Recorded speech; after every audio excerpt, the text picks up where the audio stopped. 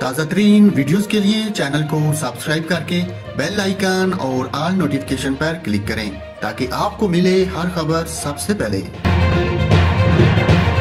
और नाजरीन, आपको अफसोसनाक खबर से आगाह करूं, पबजी के आदी ने पूरा घर उजाड़ दिया। पंजाब पुलिस गेम पर पाबंदी के लिए मुतहरक।